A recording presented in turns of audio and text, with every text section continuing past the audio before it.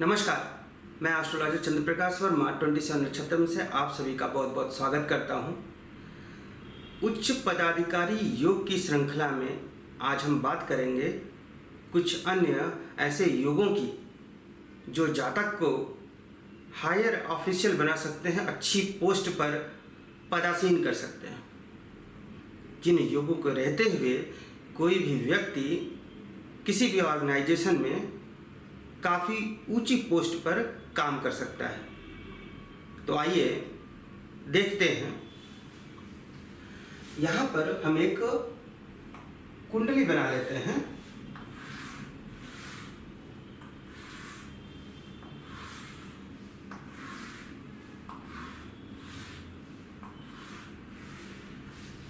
यहाँ पर हमने एक लग्न पत्रिका के लिए बॉक्स बना लिया है। जैसा कि आप जानते हैं कि यह प्रथम भाव, द्वितीय भाव, तृतीय, चतुर्थ, पंचम, षष्ठ, सप्तम, अष्टम, नवम, दशम, एकादश और द्वादश, ये 12 भाव होते हैं। इनके अंदर जो भी नंबर लिखा होता है वह राशियां होती हैं और उन राशियों के स्वामी कोई एक ग्रह होते हैं। तो उच्च पदाधिकारी योग की श्रृंखला में आज हम पहले योग की जो चर्चा करने जा रहे हैं वो यह है कि यदि दशमेश यानी दशम भाव का स्वामी, मैंने आपको बताया ये पहला भाव, दूसरा भाव, इसी प्रकार ये दशम भाव हुआ और लग्न को, ये प्रथम भाव को ही लग्न भी बोलते हैं। तो दशम भाव के स्वामी यानी कि दशमेश यदि लग्न में हो, दशमेश यानी इस भाव के स्वामी लग्न में हो और लग्न के स्वामी दशम में हो, दशम भाव के स्वामी लग्न में और लग्न के स्वामी दशम भाव में हो और दशमेश पर गुरु की दृष्टि पड़ रही हो, गुरु दशमेश पर अपनी दृष्टि डालें, तो कहाँ से डाल सकते हैं? गुरु यदि यहाँ बैठे हों या फिर यहाँ बैठे हों सप्तम में, या फिर गुरु नवम भाव में बैठे हों, तभी अपनी दृष्टि डालेंगे। कैसे? आपको पता है कि गुरु की 3 दृष्टियां हैं, 5वीं, 7वीं और 9वीं। यदि गुरु पंचम भाव में बैठेंगे तो यहाँ से गिनिए 1 2 3 4 5 6 7 8 9। तो गुरु अपनी नवम दृष्टि डालेंगे दशमेश पर। यदि गुरु सप्तम भाव में बैठेंगे तो अपनी सप्तम दृष्टि डालेंगे दशमेश पर। गुरु यदि नवम भाव में बैठेंगे तो अपनी पंचम दृष्टि डालेंगे दशमेश पर। पुनः अपने सूत्र को दोहराना चाहूंगा। यदि लग्न के स्वामी दशम भाव में, दशम भाव के स्वामी लग्न में हो और दशमेश पर गुरु की शुभ दृष्टि पड़ रही हो तो उच्च पदाधिकारी योग बनता है। ऐसा व्यक्ति काफी अच्छी पोस्ट पर जा सकता है, ऐसी संभावना बनती है। इसको आप उदाहरण से भी समझ सकते हैं। यहाँ पर मैं एक दूसरी कुंडली बना के आपको दिखा देता हूं।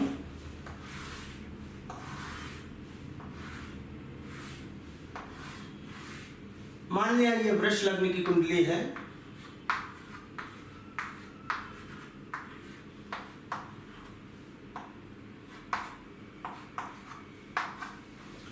ये वृष लग्न की कुंडली है। अब देखिए यहाँ पर 11 नंबर राशि है। 11 नंबर राशि दशम भाव में, तो स्वामी हुए शनि। शनि चले गए लग्न में और लग्न में 2 नंबर राशि स्वामी हुए शुक्र। शुक्र यहाँ पर आ गए, यानी कि लग्न के स्वामी दशम में और दशम के स्वामी लग्न में, और इन पर गुरु की दृष्टि पड़ जाए तो गुरु की दृष्टि मैंने आपको बताया, ऐसी स्थिति में दशमेश जो शनि है जो कि लग्न में बैठे हैं उन पर गुरु की दृष्टि तभी पड़ेगी जब वे या तो पंचम में हो, या तो सप्तम में हो, या तो नवम में हो। तो मान लिया कि गुरु यहाँ पर बैठे हुए हैं पंचम भाव में, तो यहाँ से वे अपनी नवम दृष्टि डालेंगे दशमेश पर। तो इस प्रकार से यह योग बन रहा है यहाँ पर। तो हम बोल सकते हैं कि जातक अच्छी पोस्ट में जाएगा। इस प्रकार से गुरु अन्य दृष्टियां डाल के भी यह योग यहाँ पर बना सकता है। तो यह रहा पहला सूत्र। अब आते हैं अपने अगले सूत्र पर। अगला सूत्र यह है कि यदि किसी भी लग्न पत्रिका में इसको हटा देते हैं ताकि कोई कंफ्यूजन ना हो।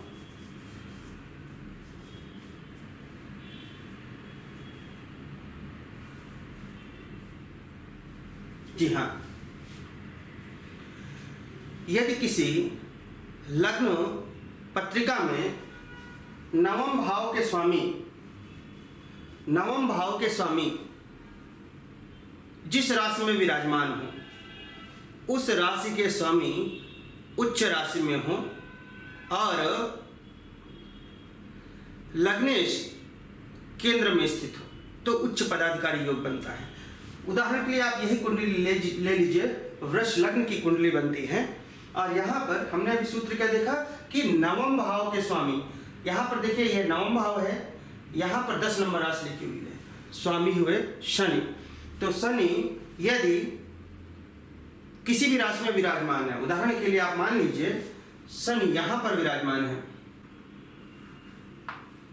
शनि यहाँ पर विराजमान है, नवम भाव के स्वामी शनि सिंह राशि में बैठे हुए हैं और सिंह राशि के स्वामी सूर्य होते हैं। ये अपनी उच्च राशि में है, मेष राशि में उच्च के होते हैं सूर्य। और जो लग्नेश हैं, लग्नेश केंद्र में कहीं स्थित हो और शुभ ग्रह से युत हो। लग्नेश कौन हुए? यहाँ 2 नंबर राशि है लग्न में, वृष राशि है, स्वामी हुए शुक्र यानी लग्नेश शुक्र हुए, यह केंद्र में स्थित हो यानी पहले, चौथे, 7वें या 10वें भाव में स्थित हो।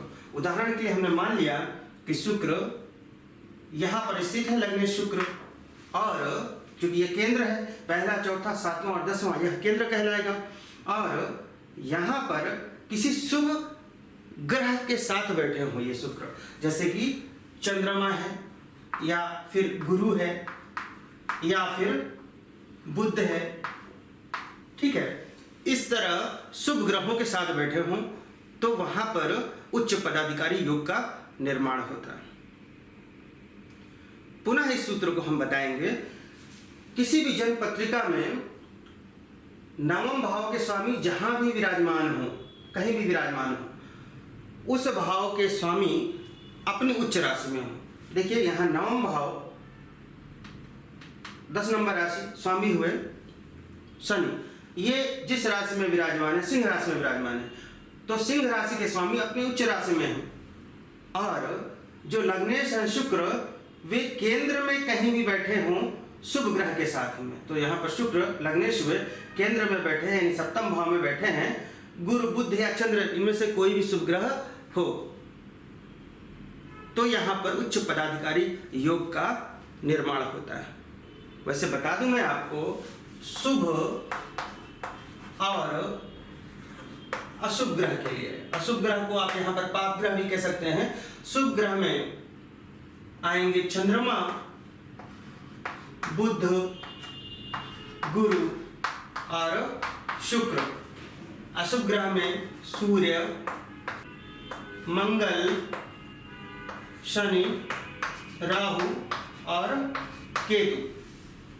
ये ग्रह अशुभ ग्रह या पाप ग्रह है यहाँ पर, और ये शुभ ग्रह हैं चंद्र, बुध, गुरु और शुक्र। गुरु और शुक्र सदैव शुभ माने जाते हैं। चंद्रमा अपनी स्थितियों के अनुसार शुभता अशुभता पाता है, जैसे कि शुक्ल पक्ष की अष्टमी से कृष्ण पक्ष की अष्टमी तक चंद्रमा को शुभ माना जाता है।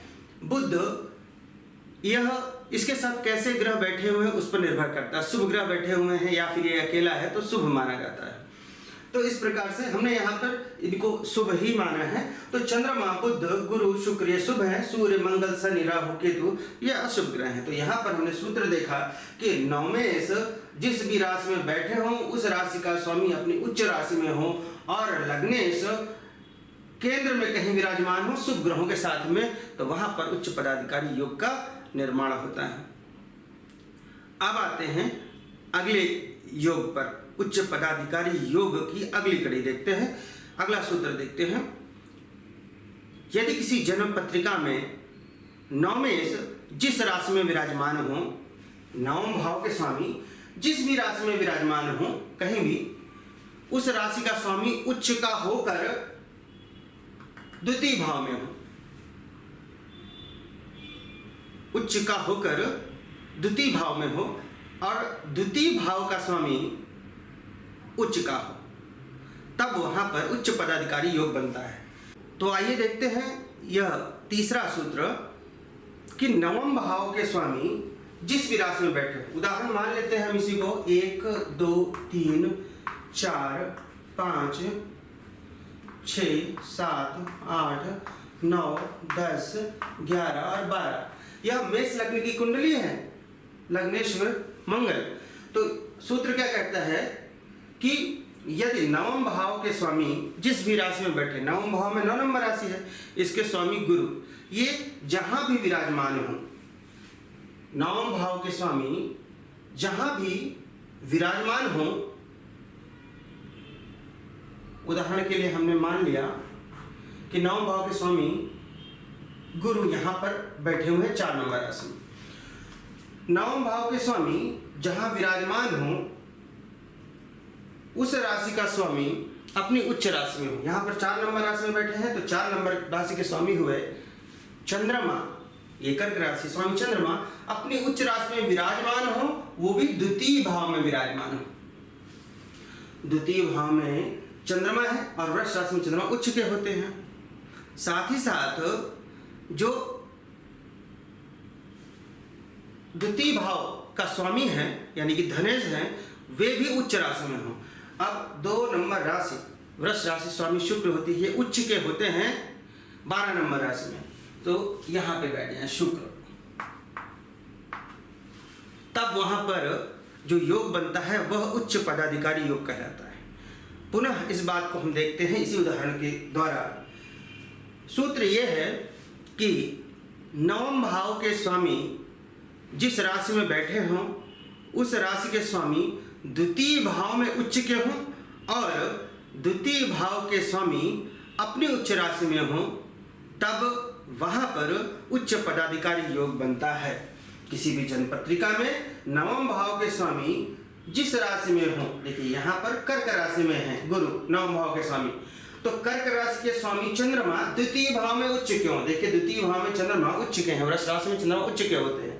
और जो द्वितीय भाव के स्वामी हैं, द्वितीय भाव देखिए वृष राशि है यानी स्वामी शुक्र, द्वितीय भाव के स्वामी अपनी उच्च राशि में हो, 12 नंबर राशि में द्वितीय भाव के स्वामी शुक्र उच्च के हैं यहाँ पर, तब वहां पर उच्च पदाधिकारी योग का निर्माण होता है। तो यहाँ पर हमने आज 3 सूत्र देखे उच्च पदाधिकारी योग के लिए।